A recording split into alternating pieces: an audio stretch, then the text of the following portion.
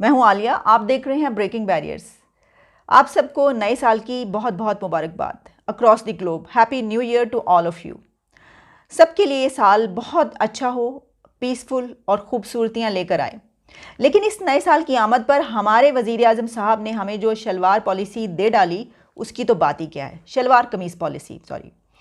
और वज़ीर आज़म साहब ने ये कहा है कि तमाम जो बैंक हैं उनमें जो वहाँ पर अफसरान मौजूद हैं, जो बैंक के मुलाजमीन हैं, जो वहाँ पर जॉब करते हैं, उनको ये चाहिए कि वो शलवार कमीज़ पहने और ये पहनावा अपनाएं। इसकी वजह यह है कि वहाँ पर जो सादा लोग, यानी कि बड़े ही शरीफ से, बहुत देहातों से, दूर दराज से कहीं से आते हैं लोग और कस्टमर्स होते हैं, तो वो जब उनको पैंट शर्ट या जीन्स पहने हुए देखते हैं तो वो डर जाते हैं, क्योंकि उन्होंने उससे पहले किसी को पैंट शर्ट पहने हुए देखा नहीं होता। वो कहते हैं ये क्या कोई वो एलियन समझते हैं उनको जब वो देखते हैं ऐसे लोग के जीन्सें पहनी हुई हैं, उन्होंने पैंट शर्ट पहनी हुई है, टाई लगाई हुई है।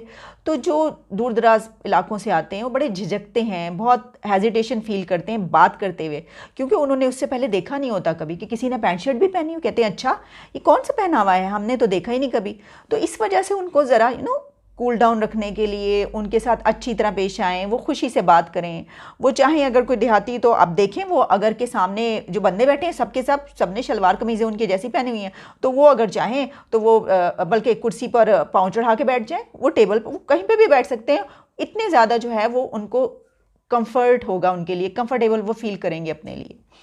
ये है एक तो सबसे बड़ा फ़ायदा। मैं तो ये समझती हूँ, बिल्कुल उन्होंने सही कहा कि जो ऐसे लोग हैं जो कि कहीं से आते हैं, बेचारे इतने ज़्यादा पढ़े लिखे नहीं होते, कहीं गांव से आते हैं, कहीं दूर दराज के इलाकों से आते हैं बैंकों में अपना काम करवाने के लिए, तो पैंट शर्ट पहने हुए तो देख के वो फ़ौरन डरते हैं और बाहर भाग जाते हैं। कहते हैं नहीं, ऐसे लोगों से हम बात नहीं कर सकते भाई, हम तो जानते ही नहीं हैं कौन, ये कौन एलियन है कोई।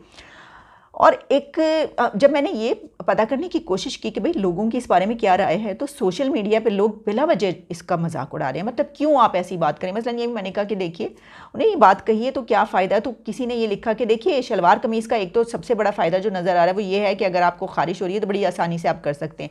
तो मैंने उनको ये कहा कि ये बदतमीज़ी है, इस तरह की बात नहीं होनी चाहिए। क्योंकि देखिए अगर कोई पॉलिसी बता रहा है, कोई स्ट्रेटजी बता रहा है, तो इसका मतलब ये है कि वो ये समझता है कि इसमें बहुत से फ़ायदे हैं और ये अपनाने से आपके मुल्क को कितना ज़्यादा फ़ायदा होगा, और आप इस तरीके से जो है वो उनको दूसरी तरफ लेकर जा रहे हैं बात को। तो ये दिस इज़ नॉट एक्सेप्टेबल। ये तो बिल्कुल साफ सी बात है। आप संजीदगी से इसके ऊपर गौर करते हैं, हम इस बात को बहुत सीरियसली लें और इसको देखें कि वाकई इसके क्या फ़ायदे हैं। तो जब मैंने देखने की ये कोशिश की और मैंने काफ़ी देर में सोचती रही, और फिर ये कि सोच सोच के फिर मुझे ये पता चला कि इसका एक फ़ायदा वाकई बहुत बड़ा है, और वो ये है कि अब आपको हाथ में कशकोल पकड़ने की ज़रूरत नहीं, बिल्कुल भी नहीं। आप जहाँ कहीं जाएंगे आप अपनी कमीज़ की झोली फैलाइए, मांग लीजिए।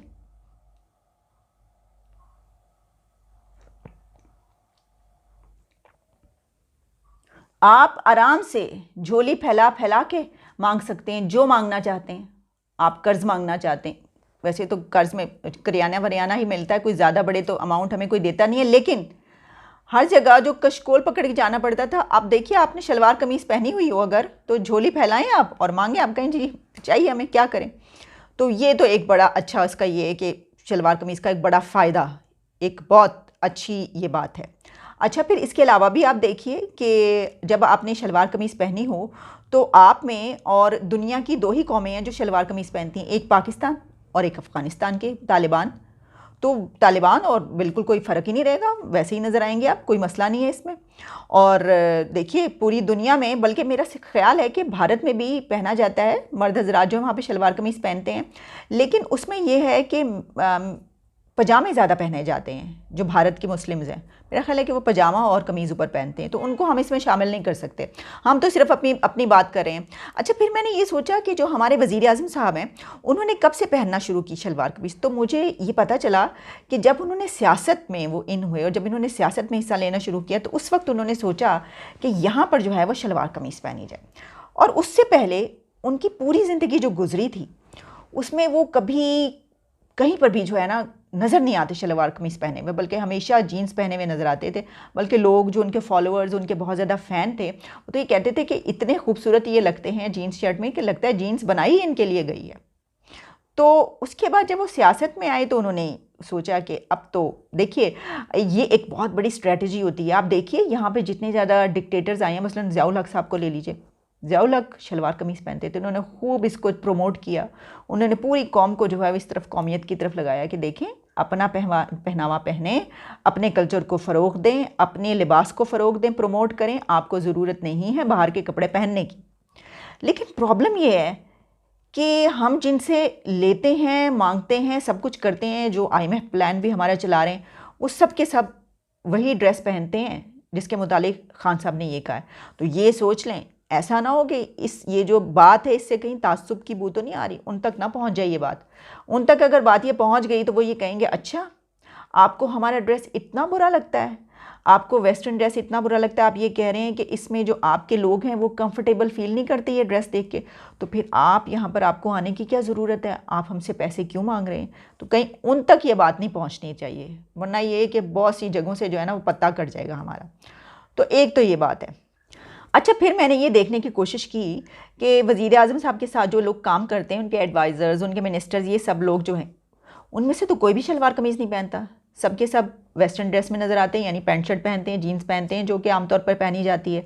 तो पहले तो उनको कहना चाहिए कि भाई ये क्या है।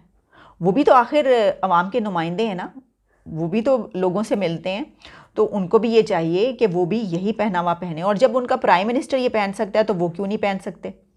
सबसे पहले तो उनको कहना चाहिए कोई भी नहीं पहनता भाई। शौकत तरीन साहब को कहिए फ़ौरी तौर पर वो पैंट शर्ट पहनना छोड़ दें। और फ़ॉरेन मिनिस्टर हमारे शाह महमूद कुरैशी साहब जब भी कभी बाहर जाएं, ज़रूरत ही नहीं उनको उनका ड्रेस पहनने की, अपने लिबास में जाएं। और फिर अगर हम ये सोच रहे हैं कि देखिए हम जो हैं अपने कल्चर को प्रमोट करें, हम अपने ड्रेस को प्रमोट करें, तो फिर दूसरे भी ऐसा सोच सकते हैं।